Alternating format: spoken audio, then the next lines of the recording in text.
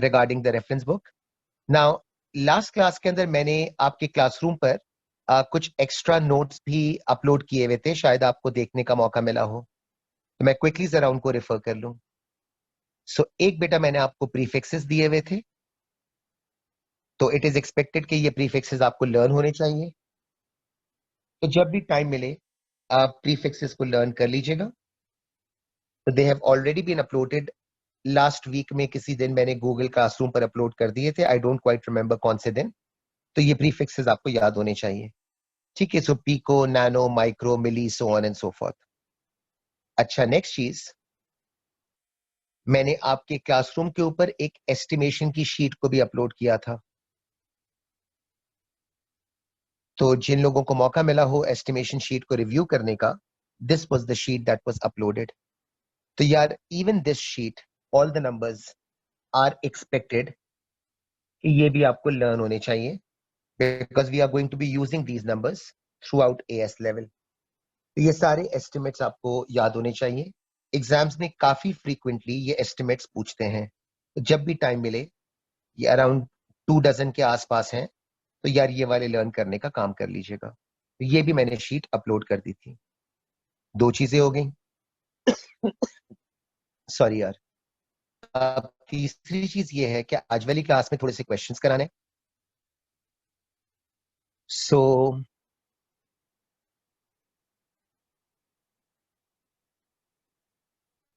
मैं क्वेश्चंस वाली शीट निकाल लूं. All right. अभी हमने करी थी ना, these questions are basically based on that theory. तो जो क्वेश्चंस मुझे कराने हैं ना, ये वो वाले क्वेश्चंस हैं जिनको मैंने रेड वाले मार्कर से सर्कल किया हुआ है. सो मैं क्वेश्चन 4 से पहले स्टार्ट करा रहा हूं, फिर बाकी क्वेश्चन जो रह जाएंगे ना, वो फिर आप खुद अटेम्प्ट कर लीजिएगा. अच्छा, मैं वो वाले क्वेश्चन जनरली कराता हूं जो मुझे पता होता है कि स्टूडेंट्स को मुश्किल होगी थोड़ी सी वर्कआउट खुद से करने में. तो जो मुझे लगता है ना कि आसान क्वेश्चंस होंगे which the students will be able to do by themselves, तो फिर वो मैं कराने के बजाय वो आपको होमवर्क में दे दूंगा. और जो मुझे लगता है ना कि जिसमें थोड़ा सा स्टूडेंट्स को चैलेंजिंग लगते हैं, मैं चाह रहा हूं वो वाले क्वेश्चंस आपके साथ डिस्कस कर लूं. ठीक है. So let's start with question 4. So it says,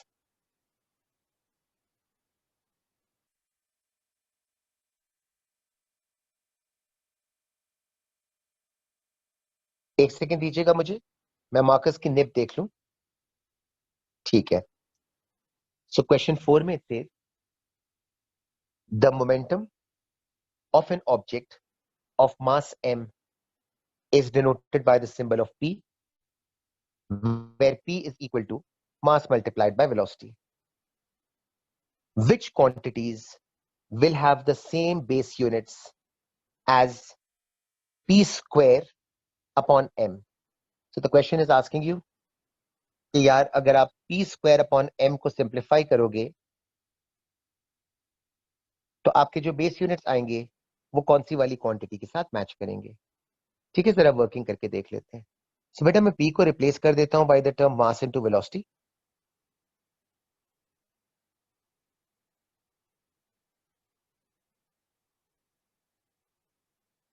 तो आपका ये रिजल्ट आ जाएगा. मैं फर्दर सिंप्लीफाई कर देता हूं. अच्छा, नोट करें मैंने लैंडस्केप मोड में इसीलिए रखा है, एक तो वर्डिंग जरा बड़ी हो जाएगी, प्लस मुझे थोड़ी सी वर्किंग की जगह भी मिल जाएगी. सिंप्लीफाई करेंगे ना तो आपका ये आंसर बच जाएगा. m बचेगा और साथ में v स्क्वायर बचेगा. अब वर्किंग कर लेते हैं. तो बेटा मास के लिए आपके यूनिट्स आ जाएंगे किलोग्राम्स. वेलोसिटी के लिए आपके यूनिट्स आ जाएंगे मीटर्स पर सेकेंड. इसको मैंने स्क्वायर कर दिया. आप सिंप्लीफाई करोगे तो आपका फाइनल आंसर आ जाएगा केजी m स्क्वायर s-2. तो आपका final result KG m square s-2 बन रहा है. और आई एम होपिंग किसी ना किसी को शायद याद होगा कि ये यूनिट्स किस क्वांटिटी के बेस यूनिट्स के साथ मैच करते थे. तो अगर आपको अभी याद नहीं हो तो बाद में जो हमने वर्किंग करी थी आप चेक करके देख लीजिएगा, और अगर याद हो तो आंसर साथ साथ सजेस्ट भी कर दीजिएगा. So kg m square s-2, if you recall from the working that we did, तो ये आपके एनर्जी के यूनिट्स के साथ मैच करते थे. कॉन्सिक्वेंटली ए आपका रिजल्ट बन जाएगा. जी मिनाब ने सही लिखा हुआ है एनर्जी, बाकी लोगों ने भी एनर्जी लिख दिया था, बिल्कुल सही है। यार बाज़ औक़ात ये होता है कि काफी सारे लोग बहुत ज्यादा आंसर्स जल्दी जल्दी लिख लेते हैं, तो मैं कुछ लोगों के आंसर्स रीड कर पाता हूँ और बाकी मुझसे स्क्रॉल अप हो जाते हैं, तो जो लास्ट के बच जाते हैं ना, इस तरह ऑन का आंसर मेरी स्क्रीन पे डिस्प्ले हो रहा है, एनर्जी मिनाब का हो रहा है, तो फिर मैं उनको एक्नॉलेज कर दूंगा। तो आप बुरा मत मानिएगा अगर मैं आपका नाम ना लूं, but the only reason is कि वो मेरी स्क्रीन पे स्क्रॉल अप कर जाते हैं, इसलिए वो मुझे मौका नहीं मिलता। Okay, moving on.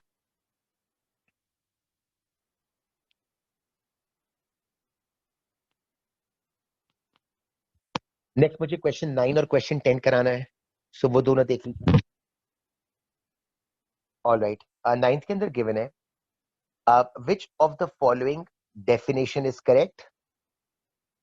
तो डेफिनेशन सही होनी चाहिए। अच्छा, आगे लिखा हुआ है and uses only quantities rather than units. तो द क्वेश्चन इज सेइंग कि क्वांटिटीज तो यूज हो सकती हैं बट यूनिट्स यूज नहीं होने चाहिए। तो what that means is, quantities का मतलब है कि the examiner is allowing you to use the term area, and rather than units का मतलब है he is not allowing you to use meter square. ठीक है, सो ही इज सेइंग कि यार डेफिनेशन भी करेक्ट होनी चाहिए और फिजिकल क्वांटिटीज के नाम तो एक्सेप्टेबल है बट उसके यूनिट्स एक्सेप्टेबल नहीं है। तब जरा देखते हैं कि यार क्या क्या चीजें सही हो सकती हैं। मैं सारे ऑप्शंस डिस्कस कर लेता हूँ। ए वाला चेक कीजिएगा, उसमें गलती ये है कि ए में लिखा हुआ है डेंसिटी इज मास, बट आगे लिखा है पर क्यूबिक मीटर, है ना। तो मीटर क्यूब का मतलब है यूनिट्स यूज में आ रहे हैं, तो ये गलत हो जाएगा। अच्छा, बी वाला, इसमें क्या गलती है देखिएगा, पोटेंशियल डिफरेंस की डेफिनेशन ही गलत लिखी हुई है, and the definition is potential difference is energy per unit current. तो करंट की वर्डिंग गलत है। इनफैक्ट पोटेंशियल डिफरेंस की ओ लेवल्स की डेफिनेशन हुआ करती थी एनर्जी पर यूनिट करंट के बजाय। For the definition to be correct the wording should mention the term charge. ठीक है, तो ए वाले में यूनिट्स यूज हो रहे थे इसलिए गलत है, बी वाले की डेफिनेशन ही गलत है क्योंकि करंट के बजाय चार्ज होना चाहिए था। अच्छा, सी वाले को थोड़ी देर के लिए छोड़ देते हैं और डी वाले का भी एरर देख लेते हैं। सो डी वाले में लिखा हुआ है स्पीड इज डिस्टेंस ट्रेवल्ड, यहां तक तो सही लिखा है। आगे लिखा है पर second, again they are using units, तो ये भी आपके पास गलत हो जाएगा। So A B and D are incorrect. C वाला आई थिंक आप रीड करेंगे तो डेफिनेशन भी करेक्ट है and the fact that they are using quantities, वो चीज भी यहां से नजर आ रही है। सो प्रेशर इज फोर्स पर यूनिट एरिया, करेक्ट डेफिनेशन भी है and it uses physical quantities rather than units. Okay, Mohammad Rulla ने पूछा है वेट नो 10 इज बी। तो रूल्ला अभी 10 पे मूव कर रहा हूं, बाकी लोगों ने सी सही लिखा हुआ था विच वॉज फॉर क्वेश्चन 9। सो रूल्ला 10 की वर्डिंग्स में रीड करके करा देता हूं। तो क्वेश्चन 10 में it says when a beam of light is incident on a surface it delivers energy to the surface. The intensity of the beam is defined as, okay, so intensity is defined as energy delivered per unit area per unit time.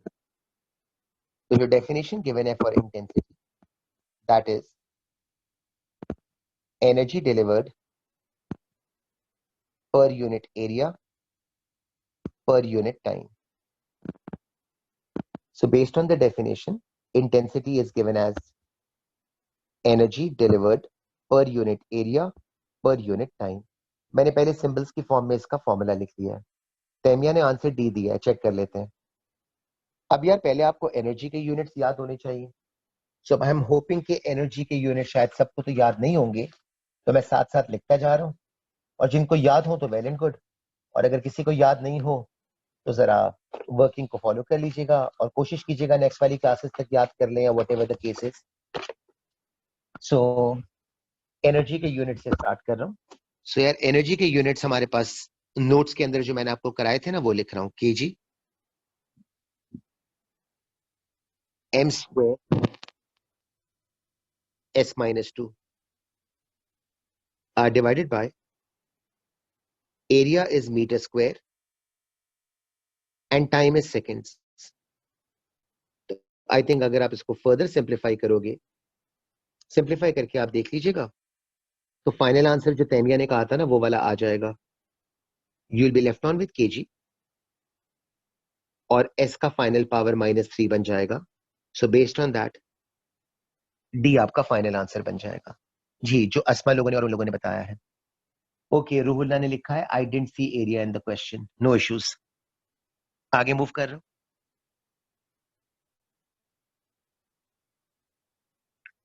Question 12 देख लीजिएगा. So it says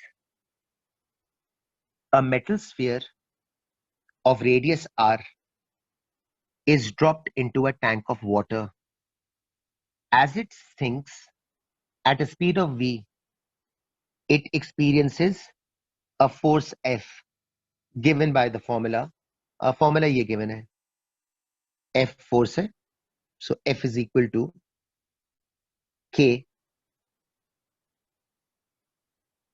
multiplied by R multiplied by V. ठीक है. R is for radius, V is for velocity.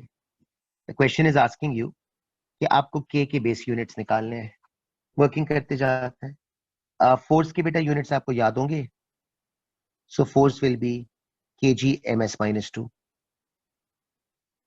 Leave K as it is. उसके units आपको find करने. R is radius तो meters हो जाएगा and V is velocity so ms minus 1 हो जाएगा.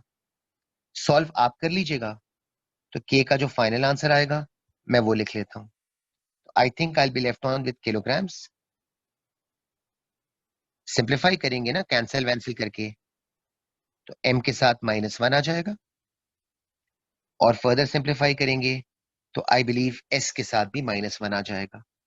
तो अगर आप यूनिट्स वगैरह को कंपेयर करके चेक कर लें तो जो रिजल्ट आपका मैच कर रहा है वो आपका सी के साथ मैच कर जाएगा.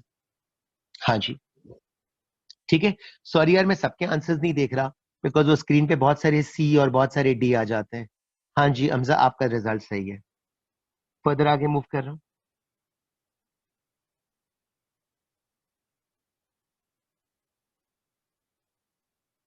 सो 19th वाला देख लीजिएगा. In the expression below A is acceleration, F is force. मुझे एक सेकंड दीजिएगा यार, मैं अपने रिंग टोन को जरा फोन के बंद करके आ जाऊं.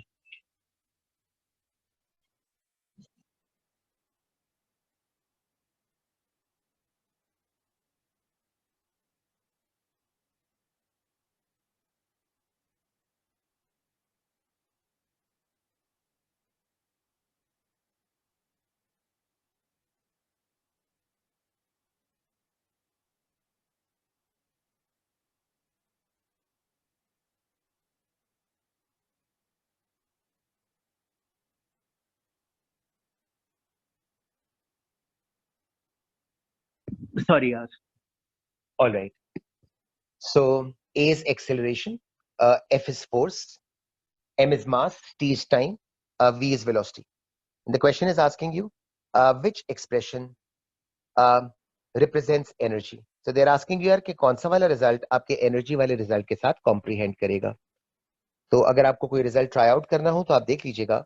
मैं पहले बी से वर्किंग स्टार्ट कर रहा हूं. तो लेट मी एक्सप्लेन यू कि जज कैसे कर सकते हैं कि why should it be B.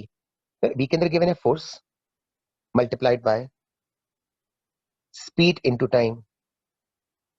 तो अगर आप एफ और वी और टी को देखें, ठीक है, force multiplied by speed into time, I think आप सबसे पहले खुद ही जज कर लेंगे. And copying down the force as it is and remember speed into time can actually be written by the term distance, क्योंकि डिस्टेंस आपका स्पीड इनटू टाइम होता है. एंड देन ऑल्सो रिकॉल कि फोर्स इनटू डिस्टेंस आप O levels के अंदर पढ़ते थे कि it was work done. And finally try to remember that work done is the same thing as energy. So the question was asking you कि energy के units के साथ कौन से वाले यूनिट्स मैच करेंगे. So I went with B, F into V into T. ठीक है, फिर मैंने v इंटू टी को चेंज करके डिस्टेंस बना दिया, because distance is speed into time. फिर फोर्स इंटू डिस्टेंस को वर्क डन बना दिया, and since work done is the same thing as energy, so hence b will become your answer. Okay, Hamza ने F V T का answer लिखा हुआ था. सही है. नेक्स्ट वाला देखिएगा.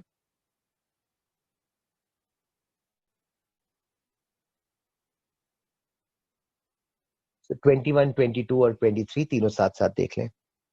सो 21 के अंदर गिवन है which formula could be correct. बाकी आप रीड कर लें जरा question. So the question is asking you कि आपको जज करना है which formula can be classified as a correct formula. Now before I continue reading, read आप जरा पूरा कर लें, सिंबल्स वगैरह प्लीज देख लें. And let me mention the fact कि यार किसी भी फॉर्मूले को करेक्ट होने के लिए, इफ यू रिकॉल, तो हमने प्रीवियसली पढ़ा था कि फॉर्मूला उसी सूरत में करेक्ट हो सकता है if it satisfies the test of homogeneity. So फॉर्मूले को करेक्ट होने के लिए जरूरी है कि the formula needs to be homogeneous as well, है ना. सो चेक करते हैं कि होमोजेनिटी के प्रिंसिपल पे कौन सा वाला रिजल्ट सेटिस्फाई होता है. So if I start with A first, फिर आगे चाहिए होगा तो मैं बाकी ऑप्शंस को भी देख लूंगा. सो ए के अंदर गिवन है v is equal to under root of g into lambda. ठीक है, तो मैं ए से स्टार्ट पहले कर रहा हूं, अगर आगे चाहिए होगा तो बाकी ऑप्शंस को भी टेस्ट कर लेंगे. So once again let me repeat that for any formula to be correct it must satisfy the test of homogeneity. So अब मैं होमोजेनिटी का टेस्ट अप्लाई करता हूं. So we know v is velocity, so ये हो जाएगा meters पर second. अच्छा, राइट हैंड साइड पे g is acceleration of free fall. Wordings आप रीड कर लें. g is acceleration of free fall. Yes, Amina. Is it Amina? I think it's Amina. Amina Mukarram. So whenever correct is mentioned with the formula, it is supposed to be Amina. Okay, Amina then. ठीक है. So yes, your statement is right, Amina. कि whenever for any formula to be correct, it needs to be homogeneous. Okay, Hamza ने G के unit सही बताएं, तो G will be meters ms minus 2 because it is acceleration. Lambda is wavelength, so lambda का meters आ जाएगा. If you simplify the right hand side,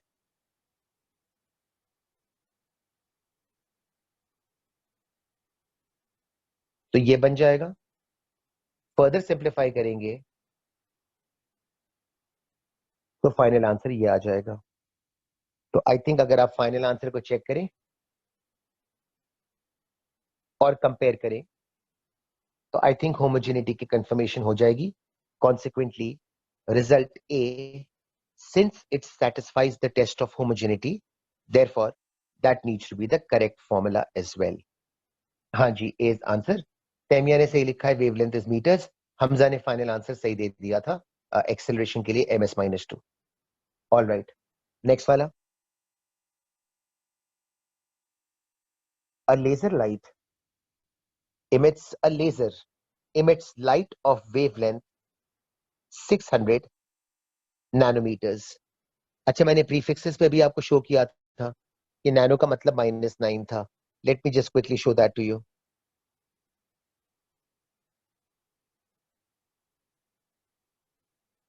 ठीक है, तो जरा याद रख लीजिएगा, नैनो इज -9. All right. सो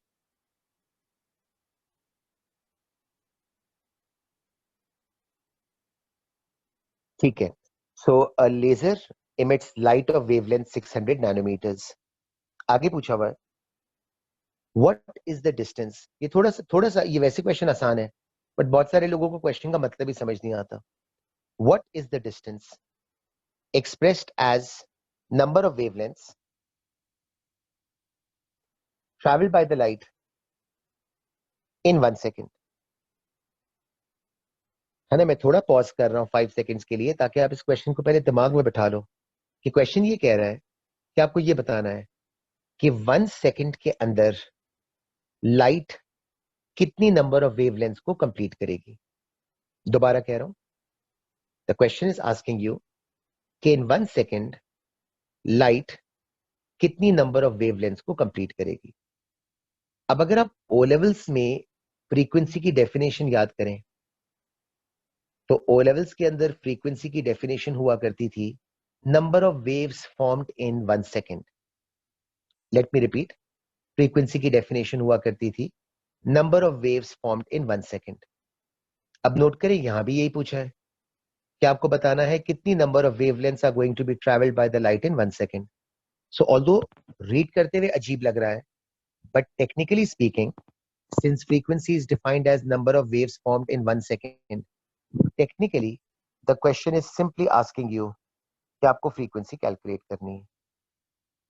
लिखा जरा अजीब तरीके से है, but the fact that frequency is defined as number of waves formed in 1 second और यहां भी यही पूछा है कि आपको कैलकुलेट करना है number of wavelengths traveled by the light in 1 second.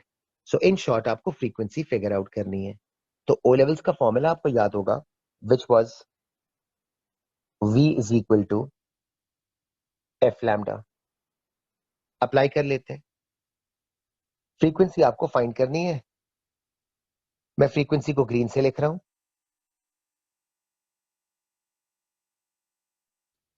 अब नंबर्स लगाते हैं। अच्छा, v का मतलब है स्पीड ऑफ लाइट, तो ओ लेवल से आपको याद होगा कि लाइट की speed was 3 into 10 to the power of 8। ठीक है, तो v की जगह स्पीड ऑफ लाइट आ गई। फ्रीक्वेंसी फाइंड करनी है, सो f इज अननोन और वेवलेंथ आपको फर्स्ट लाइन में गिवन थी 600 nano was 10 to the power of -9. So wavelength was given to you as 600 nanometers.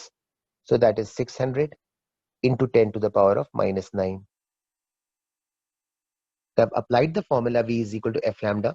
मैंने स्पीड लगा दी है, मैंने वेवलेंथ लगा दी है। किसी को मौका मिले तो जरा फ्रीक्वेंसी फाइंड आउट कर लीजिएगा और किसी का करेक्ट रिजल्ट फ्रीक्वेंसी का आ रहा हो तो बता दे, तो मैं आंसर को मार्क कर देता हूँ। ओके, सब लोगों ने सी लिखा हुआ है।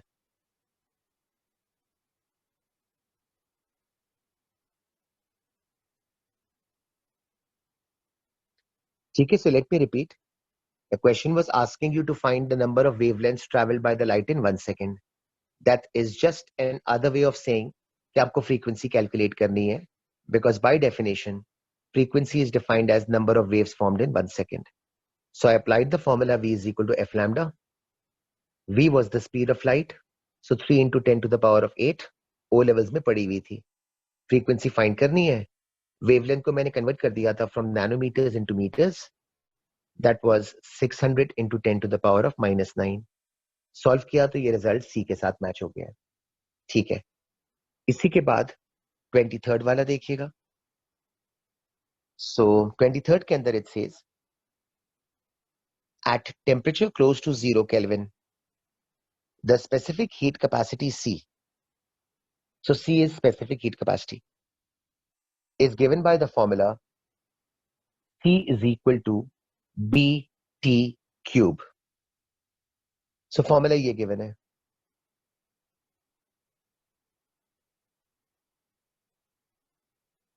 आगे रीड कर लीजिएगा। T is the temperature and B is a constant. What are the units of constant B? They are asking you कि आपको B के units को figure out करना है, तो जो find करना है उसको green से लिख देता हूं। B के units आपको find करना है। अच्छा, पहले आपको याद होना चाहिए कि स्पेसिफिक हीट कैपेसिटी के यूनिट्स क्या थे। तो आई एम होपिंग कि शायद एक आध दो स्टूडेंट्स को याद होगा, बाकी लोगों को याद तो शायद नहीं होगा। तो नोट्स में से आप रेफर कीजिएगा कि फर्स्ट क्लास के अंदर हमने स्पेसिफिक हीट कैपेसिटी के यूनिट्स किए थे। अगर आपको याद नहीं होना तो मैं आपको शो करके दिखा देता हूँ।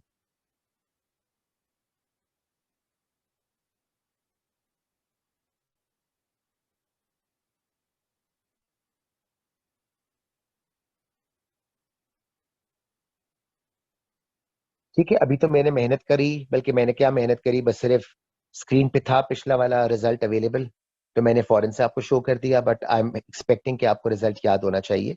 तो बहरहाल it is M square S minus two K minus one. So ये आपके स्पेसिफिक हीट कैपेसिटी के यूनिट्स थे। सो लेट्स गो बैक, याद रख लें जरा।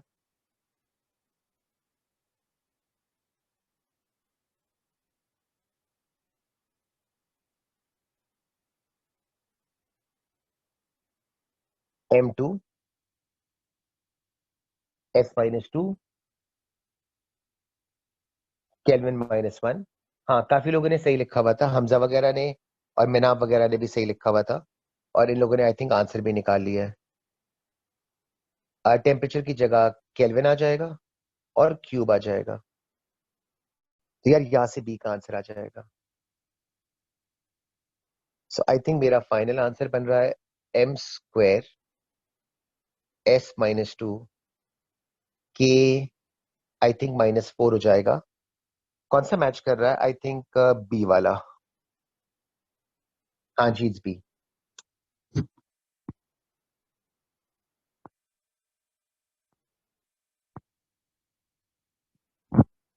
एक लास्ट क्वेश्चन करा दूं, फिर एक थ्योरी वाला क्वेश्चन कराकर आगे मुझे अब स्केलर्स एंड वेक्टर्स का आज थोड़ा सा काम स्टार्ट करना है, तो फिर वो स्टार्ट करा दूंगा। बाकी क्वेश्चंस तुम लोग होमवर्क में करना। मैं इसको अभी आफ्टर द क्लास अपलोड कर दूंगा। अच्छा, 31 के अंदर गिवन है, वर्डिंग्स देख लें। What is a possible unit for the product V I, where V is voltage, potential difference across a resistor, and I is current. So the question is asking you कि V into I, इसके units कौन से वाले options के साथ match करेंगे। अच्छा, दो बातें याद कीजिएगा। ओ लेवल से यू वुड रिमेंबर कि V into I was the formula for power। सही, तो सबसे पहले V I is basically power। अच्छा, सेकेंडली, अगेन ओ लेवल से आपको याद होगा कि power can be written as work done upon time. अच्छा, फिर further, work done can be written as force multiplied by distance divided by time। तो अब मैं जरा यूनिट्स फिगर आउट करके देखता हूं कि कौन से यूनिट्स मैच करेंगे। सारे आंसर्स में चेक कीजिएगा, न्यूटन तो गिवन है ना, सब में न्यूटन गिवन है, तो फोर्स के लिए मैं न्यूटन यूज कर सकता हूं। काफी लोग कहते हैं, लेकिन सर हमने तो फोर्स के लिए पढ़ा था किलोग्राम मीटर्स पर सेकंड स्क्वायर। तो हाँ, बिल्कुल पढ़ा था, बट क्वेश्चन में कहीं नहीं लिखा हुआ कि they want the answer in base units. ठीक है, तो question does not mention the term base units, तो न्यूटन यूज करने में कोई इशू नहीं है। डिस्टेंस के लिए मीटर्स आ जाएगा, टाइम के लिए सेकंड्स आ जाएगा।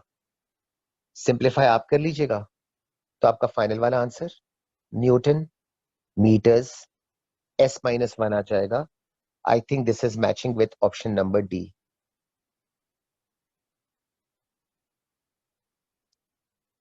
जी हाँ, डी आ गया, सही है। अच्छा, तेमिया ने पूछा है, नाम का अच्छा मतलब है यार।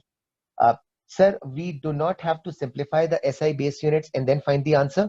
Taymiyyah, the question was not asking us, you could have done that. So अगर आप चाहते तो बिल्कुल कर लेते, बट सिंस तेमिया सारे आंसर्स में न्यूटन लिखा हुआ था ना, तो मैंने इसलिए मेहनत नहीं करी कि मैं बेस यूनिट्स की वर्किंग करूं। तो from the answers I judged कि मुझे न्यूटन चाहिए था, और मेरे सारे ऑप्शंस में न्यूटन लिखा हुआ भी था, तो इसीलिए मैंने फोर्स को बस न्यूटन रहने दिया, और तेमिया डिस्टेंस को बस मीटर्स कर दिया, टाइम को सेकंड्स कर दिया, तो ऑटोमेटिकली मैच हो गया। बट अगर आप चाहें तो आप बेस यूनिट्स में कन्वर्ट जरूर कर सकते हैं, बस ये होगा कि उसमें टाइम फिर ज्यादा लग जाएगा, जो रिक्वायर्ड नहीं था यहाँ पर। ओके यार, ये वाला एक क्वेश्चन और करा के फिर इसके बाद मुझे स्केलर्स एंड वेक्टर्स की भी थ्योरी स्टार्ट करानी है, तो वो स्टार्ट करा देता हूँ। तो फर्स्ट पार्ट में देर आस्किंग यू शो करना है कि पावर के यूनिट्स आपके ये बनते हैं। ठीक है, पहले पावर का फॉर्मूला लिख लीजिएगा। तो power is work done upon time, work done is force into distance upon time. अब यूनिट्स लगा दीजिएगा। फोर्स के लिए K G M S minus two, distance के लिए मीटर्स टाइम के लिए सेकेंड्स, सॉर्ट आउट करेंगे। मैं फाइनल आंसर बस डायरेक्टली लिख रहा हूं।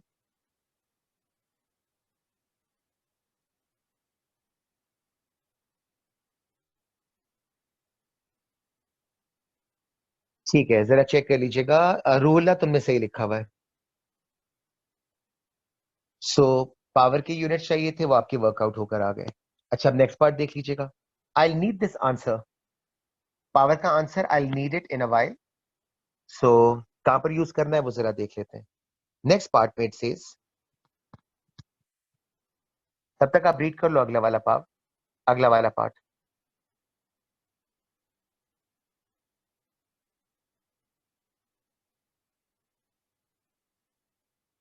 सो यार नेक्स्ट पार्ट में it says the rate of flow of thermal energy Q upon T. So Q is energy, T is time. See? So the rate of flow of thermal energy. So Q is energy,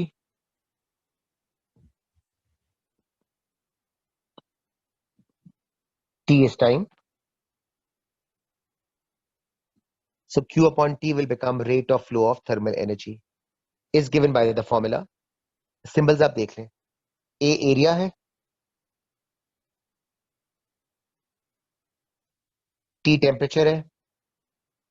जो काम की wordings है ना, बस उसी को highlight कर रहा हूं। X thickness है और C आपका कांस्टेंट है। Determine the base units of C. ठीक है, सो इक्वेशन गिवन है ना, उससे स्टार्ट करते हैं।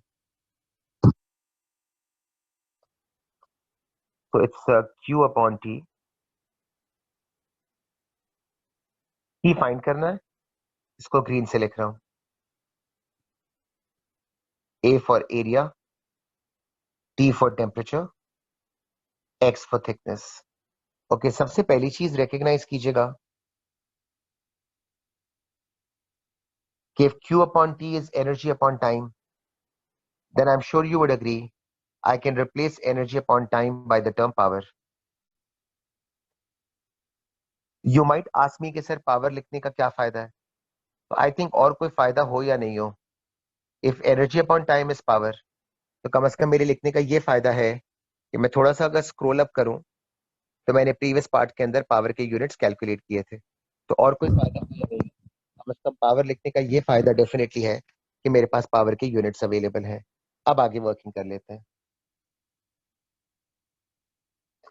ठीक है, तो पावर सिर्फ अपनी मर्जी से लिखा ताकि मेरे लिए थोड़ा सा कन्वीनियंट हो जाए। तो since I have the units of power, so start कर लेता हूँ। टॉप से कॉपी कर रहा हूँ। तो पावर के units kg m square s minus 3। Right hand side के ऊपर c है, c फाइंड करना है। एक सेकेंड है, थोड़ा सा हाईलाइट करके लिख लूं। ठीक है, बाकी यूनिट्स के अंदर a was area, meter square, t was temperature, kelvin, x was thickness. so thickness can be related to length and hence meters. Solve आप कर लीजिएगा और मुझे सी का फाइनल आंसर सजेस्ट कर दें, मैं साथ साथ लिख दूं, फिर आगे थ्योरी करानी है। सो आई थिंक केजी आ जाएगा। सिंप्लीफाई आप कर लीजिएगा। आई थिंक मीटर्स बच जाएगा।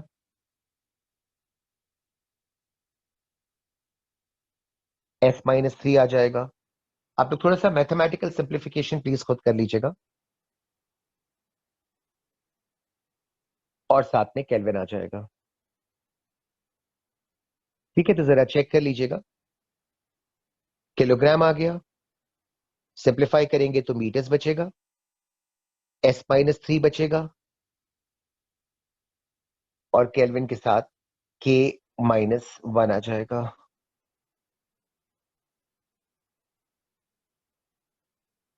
ठीक है जी। ऑल राइट, हमजा लोगों ने सही लिखा है। हाँ तैमिया, इट विल बी के टू द पावर ऑफ -1, वो मैंने इंक्लूड कर दिया है। एस का पावर -3 है, वो आई थिंक तुमने शायद ऊपर गलत लिखा हुआ था, वो अब सही है। ठीक है गाइज, अब मुझे